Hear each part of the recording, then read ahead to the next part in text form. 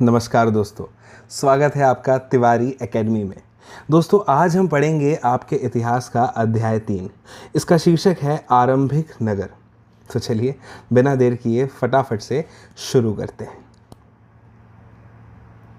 दोस्तों, सबसे पहले यहाँ पर दिया हुआ है यह बॉक्स जिसमें ये दोनों बच्चों की फ़ोटो आप देख सकते हैं। इनका नाम है जसपाल और हरप्रीत। जसपाल और हरप्रीत अपने घर के पास की गली में क्रिकेट खेल रहे थे। उन्होंने देखा कि कुछ लोग उस खंडहर की तारीफ कर रहे थे जिसे गली के बच्चे भूतहा घर कह रहे थे, यानी भूत का घर कह रहे थे। एक ने कहा, इसकी वास्तुकला को देखो, क्या आपने कहीं लकड़ी पर इतनी सुंदर नक्काशी देखी है? दूसरी महिला ने कहा, हमें मंत्री जी को पत्र लिखकर कहना चाहिए कि वह इस खूबसूरत घर को सुरक्षित रखने के लिए इसकी मरम्मत कराने की व्यवस्था करें। यह सब सुनकर जसपाल और हरप्रीत सोचने लगे कि इस पुराने खंडहर से लोगों का इतना लगाव क्यों हो सकता है। दोस्तों, अक्सर आपने भी पुरानी इमारतों, पुराने घरों, पुराने भवनों से अपने परिचितों का, अपने परिवार वालों का लगाव देखा होगा।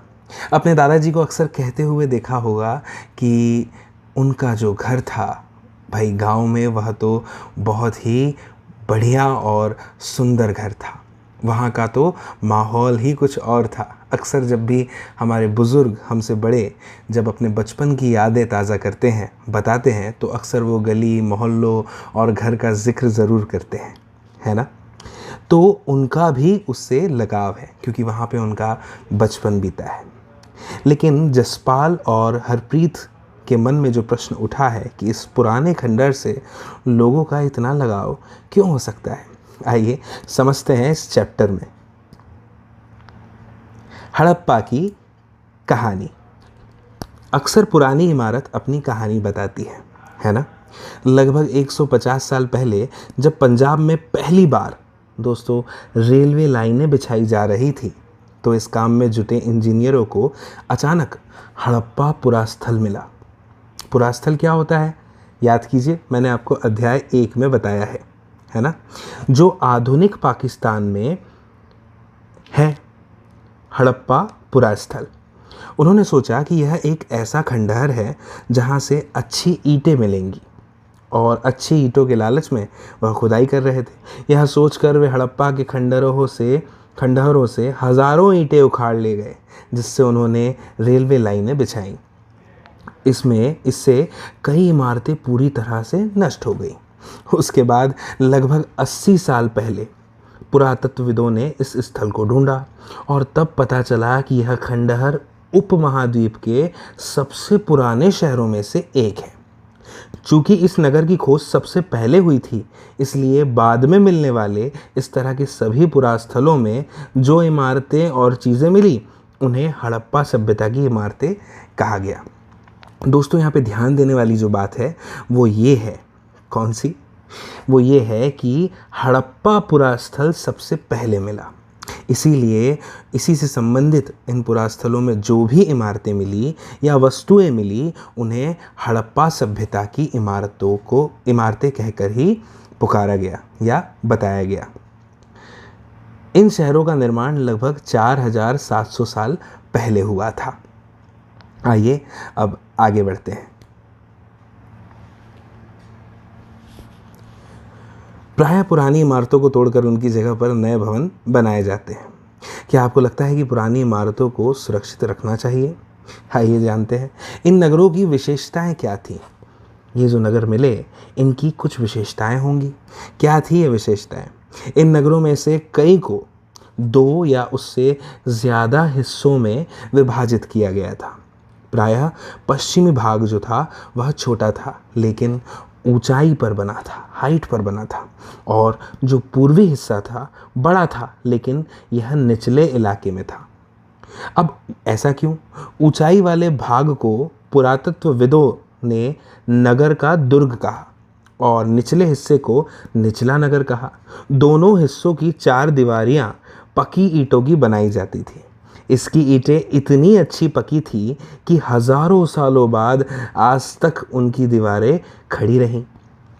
दीवार बनाने के लिए ईंटों की चिनाई इस तरह करते थे जिससे कि दीवार खूब मजबूत रहे। ठीक है। ये नगर आधुनिक पाकिस्तान के पंजाब और सिंध प्रांतों, भारत के गुजरात, राजस्थान, हरियाणा और पंजाब प्रांतों में मिले हैं। इन सभी स्थलों से पुरातत्वविदों को अनोखी वस्तुएं मिली हैं। वो क्या थी? जैसे मिट्टी के लाल बर्तन जिन पर काले रंग के चित्र बने थे, पत्थर के बाट, मुहरे, मनके, तांबे के उपकरण और पत्थर के लंबे लंबे ब्लेड, ये सब पुरातत्वविदों को यहाँ से प्राप्त हुआ। आइए अब आगे बढ़ते हैं।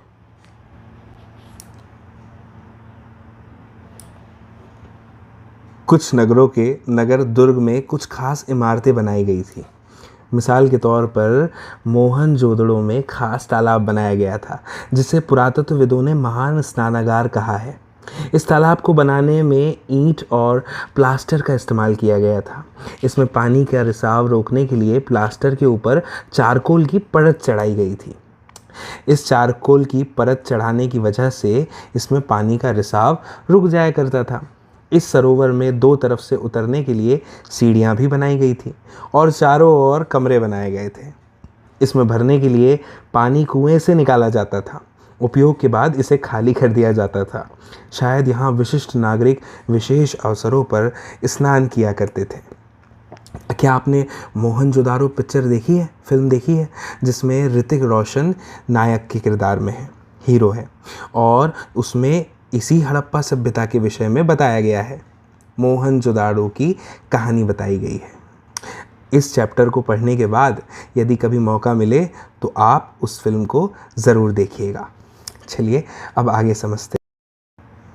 कालीबंगा और लोथल जैसे अन्य नगर, इनमें कुछ अग्निकुंड भी मिले हैं। अग्निकुंड क्या होता है? जिसमें यज्ञ किए जाते हैं। तो जहाँ संभवतः यज्ञ किए जाते होंगे। हड़प्पा, मोहनजोदड़ो और लोथल जैसे कुछ नगरों में बड़े बड़े भंडार गृह यानी कि स्टोर रूम मिले हैं। ये देखिए, इस नक्शे को ध्यान से देखिए। यहाँ पे आपको सिंधु नदी दिखाई दे रही है, जिसकी सहायक नदियाँ कौन कौन सी हैं? सिंधु नदी की सहायक नदी झेलम नदी, चेनाब नदी, रावी नदी, हड़प्पा, राखीगढ़ी, कालीबंगा और गवेरीवाला, है ना। हड़प्पा तो ये जगह का नाम है। इन नदियों के बारे में मैं आपको बता रहा था कि ये जो नदियां हैं सहायक नदियां हैं सिंधु नदी की। ठीक है, यहीं पे दो स्थान और है, राखीगढ़ी और कालीबंगा। ठीक है, यहाँ पर देखिए मोहनजोदड़ो, चन्हूदड़ो, सोतकाडो, ठीक है। इसके अलावा धौलावीरा, सुरकोटदा, लोथल, यह सब भी यहाँ पे आपको दिखाई दे रहे हैं। ठीक है, अब हम आगे बढ़ते हैं।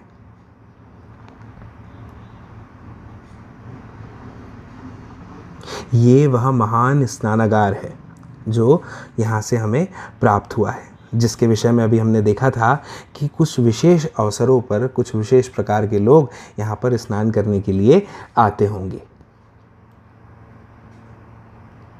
अब हम आगे देखते हैं भवन, नाले और सड़कें। इन नगरों के घर आमतौर पर एक या दो मंजिलें होते थे। घर के आंगन के चारों ओर कमरे बनाए जाते थे। अधिकांश घरों में एक अलग स्नान घर होता था और कुछ घरों में कुएं भी होते थे। कई नगरों में ढके हुए नाले थे। इन्हें सावधानी से सीधी लाइन में बनाया जाता था। इसका कारण क्या था? हर नाली में हल्की ढलान होती थी ताकि पानी आसानी से बह सके। अक्सर घरों की नालियों को सड़कों की नालियों से जोड़ दिया जाता था, जो बाद में बड़े नालों में मिल जाती थी। नालों के ढके होने के कारण इनमें जगह जगह पर मेन होल बनाए गए थे, जिनके जरिए इनकी देखभाल और सफाई की जा सके। घर, नाले और सड़कों का निर्माण योजनाबद्ध तरीके से एक साथ ही किया जाता था। कितना सुंदर तरीके से, कितना व्यवस्थित तरीके से इन्होंने निर्माण का काम किया था, ऐसा नहीं लगता? अब आगे बढ़ते हैं। अब हम देखेंगे नगरीय जीवन। चलिए देखते हैं। हड़प्पा के नगरों में बड़ी हलचल रहा करती होगी। यहाँ पर ऐसे लोग रहते होंगे जो नगर की खास इमारतें बनाने की योजना में जुटे रहते थे। ये संभवतः यहाँ के शासक थे। यह भी संभव है कि ये शासक लोगों को भेजकर दूर दूर से धातु, बहुमूल्य पत्थर और अन्य उपयोगी चीज़ें मंगवाते थे। शायद शासक यानी कि राजा लोग खूबसूरत मनकों तथा सोने चांदी से बने आभूषणों जैसी कीमती चीज़ों को अपने पास रखते होंगे। इन नगरों में लिपिक भी होते थे जो मुहरों पर तो लिखते ही थे और शायद अन्य चीज़ों पर भी लिखते होंगे जो बच नहीं पाई। इसके अलावा नगरों में शिल्पकार, स्त्री पुरुष भी रहते थे जो अपने घरों या किसी उद्योग स्थल पर तरह तरह की चीज़ें बनाते थे। लोग लंबी यात्राएं भी करते थे और वहाँ से उपयोगी वस्तुएं लाते थे और साथ ही लाते थे सुदूर देशों की किस्से और कहानियाँ। आगे देखते हैं। ये जो सबसे ऊपर आपको दिखाई दे रहा है ये मोहनजोदड़ो की एक सड़क और उसमें बना नाला है, देखिए, ठीक है। और इसके अलावा बाईं और नीचे की तरफ अगर आप देखेंगे, मैं आपको दिखाता हूँ, ये एक मोहर है, हड़प्पा में उपयोग में लाई जाने वाली मोहर, ठीक है। इस मोहर के ऊपर के जो चिन्ह हैं एक खास लिपि में है। उपमहाद्वीप में पाए गए लेखन का यह प्राचीनतम उदाहरण है। विद्वानों ने इसे पढ़ने की कोशिश की है लेकिन अभी तक यह पता नहीं चल पाया कि इसका अर्थ क्या है। और यह जो आप देख रहे हैं यह पक्की मिट्टी के खिलौने हैं जो उस समय बनाए गए होंगे, है ना। चलिए आगे बढ़ते हैं। आगे है नगर और नए शिल्प। आओ अब कुछ ऐसी चीज़ों के बारे में अध्ययन करें जो हड़प्पा के नगरों से प्राप्त हुई है। पुरातत्वविदों को जो चीज़ें वहाँ मिली हैं उनमें अधिकतर पत्थर, शंख, तांबे, कांसे, सोने और चांदी जैसी धातुओं से बनाई गई है, ठीक है। किस किस से? पत्थर, शंख, तांबे, कांसे, सोने और चांदी जैसी धातुओं से। तांबे और कांसे से औजार, हथियार, गहने और बर्तन बनाए जाते थे। सोने और चांदी से गहने और बर्तन बनाए जाते थे। यहाँ मिली सबसे आकर्षक वस्तुओं में मनके, बाट और फलक है, ठीक है। पत्थर के इन बाट को देखिए, कितने ध्यान से और उपयुक्त तरीकों से इन बाटों को बनाया गया है। इन्हें चर्ट पत्थर से बनाया गया है। इन्हें शायद बहुमूल्य पत्थर और धातुओं को तौलने के लिए ही बनाया गया होगा, ठीक है। हड़प्पा सभ्यता के लोग पत्थर की मुहरें बनाते थे। इन आयताकार मुहरों पर सामान्यतः जानवरों के चित्र मिलते थे, जैसा अभी मैंने आपको दिखाया था।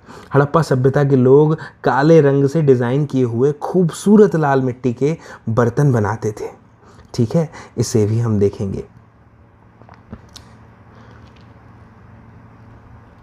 अब आगे देखिए, संभवतः 7000 साल पहले मेहरगढ़ में कपास की खेती होती थी। 7000 साल पहले, ठीक है। मोहनजोदड़ो से कपड़े के टुकड़ों के अवशेष, चांदी के एक फूलदान के ढक्कन तथा कुछ अन्य तांबे की वस्तुओं से चिपके हुए मिले हैं। पक्की मिट्टी तथा फेयंस से बनी तकलियाँ सूत कताई का संकेत देती हैं, ठीक है। मुझे उम्मीद है कि आपको यह अध्याय समझ में आ रहा होगा। मेरा ऐसा मानना है कि जब हम किताब को पढ़ते हैं या किसी को समझाते हुए सुनते हैं तो हमें कल्पना करना भी बहुत ज़रूरी होता है।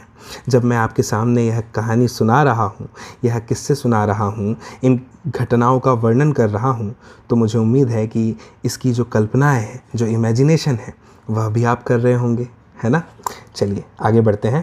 इनमें से अधिकांश वस्तुओं का निर्माण विशेषज्ञों ने किया था।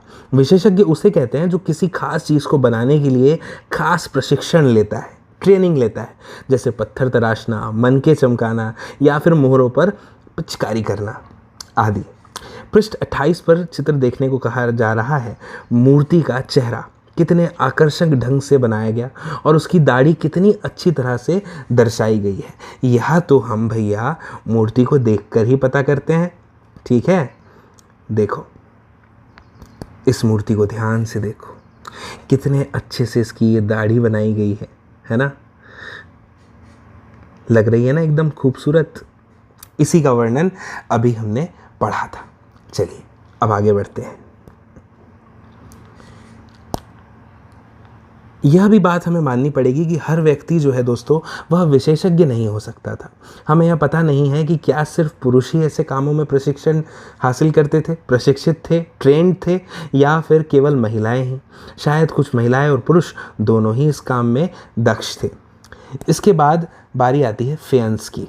ये जो आप देख रहे हैं, पत्थर और शंख प्राकृतिक तौर पर पाए जाते हैं, लेकिन फेयंस को कृत्रिम रूप से तैयार किया जाता है। बालू या स्फटिक पत्थरों के चूर्ण को गोंद में मिलाकर उनसे वस्तुएं बनाई जाती थी। उसके बाद उन वस्तुओं पर एक चिकनी परत चढ़ाई जाती थी।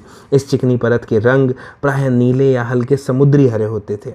फेयंस से मनके, चूड़ियाँ, बाले और छोटे बर्तन बनाए जाते थे। फिर है कच्चे माल की खोज में। कच्चा माल उन पदार्थों को कहते हैं जो या तो प्राकृतिक रूप से मिलते हैं या फिर किसान या पशुपालक उनका उत्पादन करते हैं, जैसे लकड़ी या धातुओं के अयस्क प्राकृतिक रूप से उपलब्ध कच्चे माल हैं। प्राकृतिक रूप से उपलब्ध कच्चे माल कौन कौन से हैं? लकड़ी, धातुओं के अयस्क। इनसे फिर कई तरह की चीज़ें बनाई जाती हैं। मिसाल के तौर पर किसानों द्वारा पैदा किए गए कपास को कच्चा माल कहते हैं, जिससे बाद में कटाई बुनाई करके कपड़ा तैयार किया जाता है। हड़प्पा में लोगों को कई चीज़ें वहीं मिलती थी, लेकिन तांबा, लोहा, सोना, चांदी और बहुमूल्य पत्थरों जैसे पदार्थों का वे दूर दूर से आयात करते थे। ठीक है, दूर देशों से हमें उपयोग की वस्तुएं अगर खरीदनी पड़ें तो उसे आयात कहते हैं, और हमारे देशों से जब हम वस्तुएं बेचते हैं दूसरे देशों में तो उसे निर्यात कहा जाता है। उम्मीद है आप समझ रहे हैं। इसके बाद हड़प्पा के लोग तांबे का आयात संभवतः आज के राजस्थान से करते थे। यहाँ तक कि पश्चिम एशियाई देश ओमान से भी तांबे का आयात किया जाता था। ओमान की बात कर रहा हूँ। कांसा बनाने के लिए तांबे के साथ मिलाई जाने वाली धातु टिन का आयात आधुनिक ईरान और अफ़गानिस्तान से किया जाता था। सोने का आयात आधुनिक कर्नाटक और बहुमूल्य पत्थर का आयात गुजरात, ईरान और अफ़गानिस्तान से किया जाता था। ठीक है, चीज़ों को एक जगह से दूसरी जगह कैसे ले जाया जाता था, इस चित्र को देखकर समझ में आता है। देखिए, यह ऐसा लग रहा है ना जैसे बैलगाड़ी होती है आज, है ना। यहाँ पर आप देखिए इस चित्र को ध्यान से। ठीक है, अब आगे बढ़ते हैं। नगरों में रहने वालों के लिए भोजन। लोग नगरों के अलावा गाँवों में भी रहते थे। वे अनाज उगाते थे और जानवर पालते थे। किसान और चारवाही ही शहरों में रहने वाले शासकों, लेखकों और दस्तकारों को खाने के सामान देते थे। पौधों के अवशेषों से पता चलता है कि हड़प्पा के लोग गेहूं, जौ, दालें, मटर, धान, तिल और सरसों उगाते थे। ज़मीन की जुताई के लिए हल का प्रयोग एक नई बात थी। हड़प्पा काल के हल तो नहीं बच पाए क्योंकि वे प्रायः लकड़ी से बनाए जाते थे, लेकिन हल के आकार के खिलौने मिले। इस क्षेत्र में बारिश कम होती है, इसलिए सिंचाई के लिए लोगों ने कुछ तरीके अपनाए होंगे, जैसे कि पानी का संचय किया जाता होगा और ज़रूरत पड़ने पर उससे फसलों की सिंचाई भी की जाती होगी। हड़प्पा के लोग गाय, भैंस, भेड़ और बकरियां पालते थे। ठीक है, बस्तियों के आसपास तालाब और चारागाह भी होते थे, लेकिन सूखे महीनों में मवेशियों के झुंडों को चारा पानी की तलाश में दूर दूर तक ले जाया जाता था। वे बेर जैसे फलों को इकट्ठा करते थे, मछलियां पकड़ते थे और हिरण जैसे जानवरों का शिकार भी करते थे। अब है गुजरात में हड़प्पा कालीन नगर का सूक्ष्म निरीक्षण। कच्छ के इलाके में खदिर बेत के किनारे धौलावीरा नगर बसा था। वहाँ साफ पानी मिलता था और ज़मीन उपजाऊ थी। जहाँ हड़प्पा सभ्यता के कई नगर दो भागों में विभक्त थे, यानी बटे हुए थे, वहीं पे धौलावीरा नगर को 3 भागों में बांटा गया था। इसके हर हिस्से के चारों ओर पत्थर की ऊंची ऊंची दीवार बनाई गई थी। इसके अंदर जाने के लिए बड़े बड़े प्रवेश द्वार थे। इस नगर में एक खुला मैदान भी था जहाँ सार्वजनिक कार्यक्रम आयोजित किए जाते थे। यहाँ मिले कुछ अवशेषों में हड़प्पा लिपि के बड़े बड़े अक्षरों को पत्थरों में खुदा पाया गया है। इन अभिलेखों को संभवतः लकड़ी में जड़ा गया था। यह एक अनोखा अवशेष है क्योंकि आमतौर पर हड़प्पा के लेख मुहर जैसी छोटी वस्तुओं पर पाए जाते थे। गुजरात की खंबात की खाड़ी में मिलने वाली साबरमती की एक उपनदी के किनारे बसा लोथल नगर ऐसे स्थान पर बसा था जहां कीमती पत्थर जैसा कच्चा माल आसानी से मिल जाता था। यह पत्थरों, शंखों और धातुओं से बनाई गई चीज़ों का एक महत्वपूर्ण केंद्र था। इस नगर में एक भंडार गृह यानी स्टोर रूम भी था। इस भंडार गृह से कई मुहरें और मुद्रांकन या मुहरबंदी गीली मिट्टी पर दबाने से बनी उनकी छाप मिले हैं।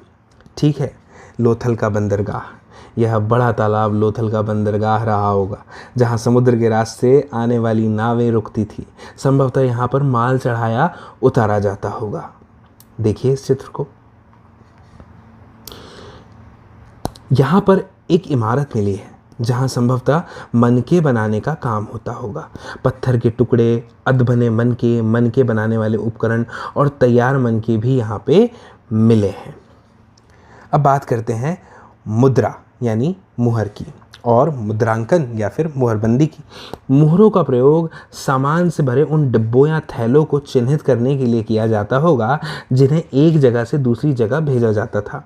थैले को बंद करने के बाद उनके मुहानों पर गीली मिट्टी पोतकर उन पर मुहर लगाई जाती थी। मुहर की छाप मुहरबंदी कहलाती है। अगर यह छाप टूटी हुई नहीं होती तो यह साबित हो जाता था कि सामान के साथ छेड़छाड़ नहीं हुई है। आज भी मुहर का प्रयोग होता है। ठीक है,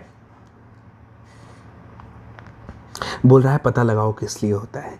जब चुनाव होते हैं, मतदान होता है, परीक्षाएं होती हैं, उनकी कॉपियां जांच होती है, तब जिन बक्सों में उन कॉपियों को, विद्यार्थियों की कॉपियों को, स्टूडेंट्स की कॉपियों को एक जगह से दूसरी जगह ले जाया जाता है, वहाँ पर और भी बहुत सारी जगहों पर मुहर का प्रयोग वर्तमान में होता है।